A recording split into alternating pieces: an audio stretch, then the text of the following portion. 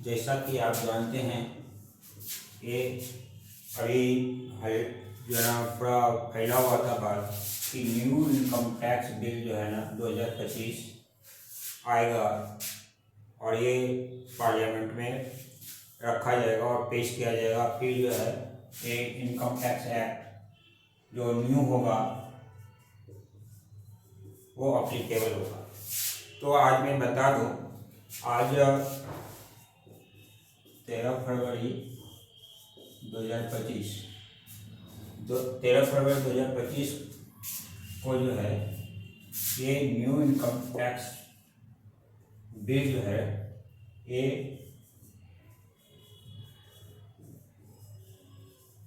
लोकसभा में रख दिया गया है। मीन्स लोकसभा में इंट्रोड्यूस कर दिया गया है। आप कह सकते हैं पेश कर दिया गया। अब जो है इसका पेश तो कर दिया गया है और पेश होने के बाद जो है ना फिर ये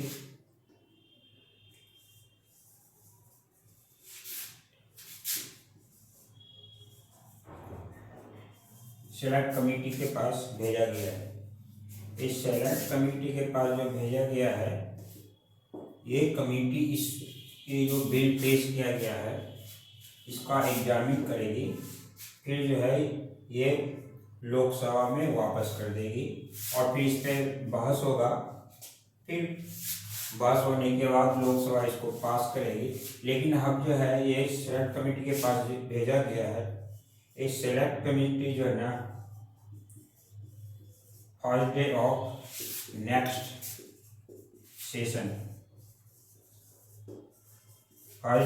सेशन जो है उसमें अपना रिपोर्ट दे देगी और फिर लोकसभा में इस पे बहस होगा, फिर पास होगा।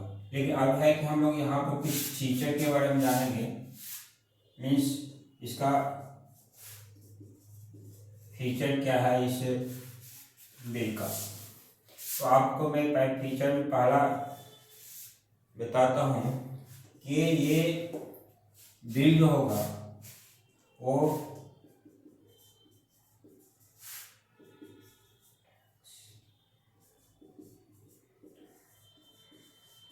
इनकम टैक्स एक्ट 2025 के नाम से जाना जाएगा। अब जो है ये अभी लोकसभा में इंट्रोड्यूस हुआ है, पेश हुआ है, सेलेक्ट कमेटी के पास गया, फिर जाएगा, बहस होगा, फिर पास होगा। लेकिन लागू कब से होगा? तो लागू का भी है 1 अप्रैल 2026 से ये लागू हो जाएगा। अब जो है इसमें जो है चैप्टर को इसमें 3 भाग में डिवाइड किया गया और ये 3 भाग में जो डिवाइड किया है इसमें 23 चैप्टर हैं। इसमें 23 चैप्टर हैं। फिर जो है ये 536 सेक्शन है और फिर 14 शेड्यूल है।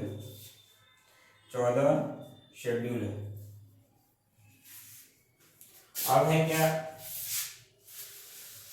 एक तो इनकम टैक्स एक्ट कहलाएगा, 1 अप्रैल 2026 से लागू होगा।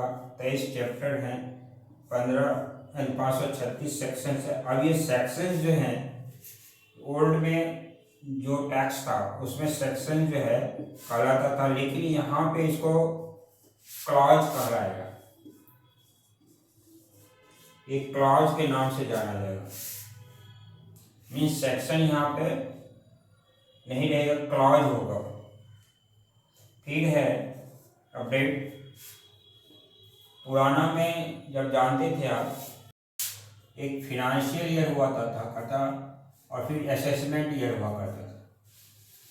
फिनेंशियल ईयर मीन्स जिस ईयर में टैक्स में किसी का इनकम चल रहा है वो फिनेंशियल कराता था। जिस ईयर में असेसमेंट होगा यानी कि इनकम कितना हो किया और फिर जो है वो इनकम जो किया उस पर टैक्स कितना लगेगा, जिस ईयर में कैलकुलेट होगा वो असेसमेंट ईयर कहलाता था। लेकिन अब जो है ये न्यू प्रोविजन में ये एक फंडा खत्म हो गया, अब यह टैक्स ईयर कहलाएगा।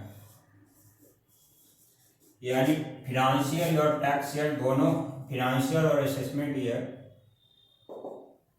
जो खत्म हो गए, अब फिनेंशियल ईयर ही टैक्स ईयर का कहलाएगा और टैक्स ईयर फिनेंशियल ईयर कहलाएगा। असेसमेंट ईयर का फंडा खत्म हो गया। यहाँ पे सपोज कीजिए कि अभी चल रहा है 25-26, ये फिनेंशियल ईयर है, लेकिन असेसमेंट ईयर इसका था 26-27 होता था। लेकिन अब ये फंडा खत्म हो गया, अब ना टैक्स ईयर ही कहलाएगा। मीन्स अभी 25-26 चल रहा है तो यही ईयर जो ना टैक्स ईयर कहलाएगा। असेसमेंट ईयर जो 26-27 की बात थी, असेसमेंट ईयर उसका खत्म हो गया, ये टैक्स ईयर कहलाएगा। असेसमेंट ईयर और ये फाइनेंशियल ईयर मैटर खत्म हो गया, टैक्स ईयर ही कहलाएगा।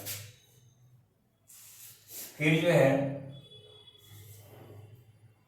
ये इसमें मेन चेंजेज हुए। फिर जो है टैक्स ऑडिट जो है, टैक्स ऑडिट बिजनेस पर्पस के लिए वो 50% इंक्रीज किया गया है। 50% इंक्रीज किया गया मीन्स 2 CR से बढ़ के 3 CR हो गया है।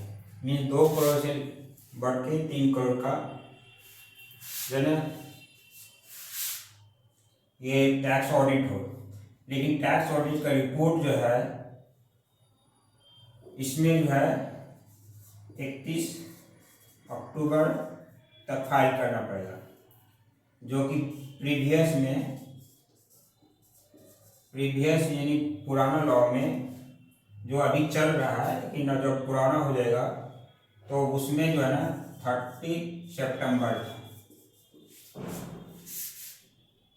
तो ये जो है इसमें इसका फीचर है फिलहाल शॉर्ट में। अब जब अप्लीकेबल हो जाएगा तो फिर डिटेल में हम लोग बात करेंगे। तो इस वीडियो में इतना ही। Thank you.